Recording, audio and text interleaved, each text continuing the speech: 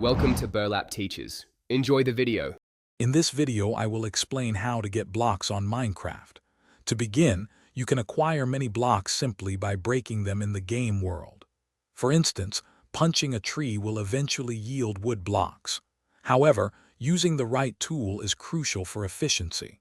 A pickaxe is best for stone, while an axe excels at wood. Always match your tool to the block for the quickest results. When mining, a pickaxe is your best friend for stone and valuable ores like iron or gold. For softer blocks such as dirt, sand, or gravel, a shovel will clear them away in mere seconds.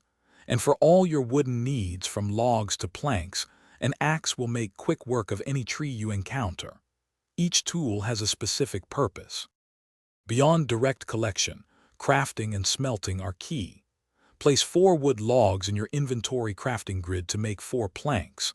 Combine 9 iron ingots on a crafting table to form 1 iron block. Smelting raw iron ore in a furnace yields 1 iron ingot, which can then be crafted. These processes expand your block options significantly. For more advanced block acquisition, consider trading with villagers. They often offer rare blocks like emeralds or specific types of stone.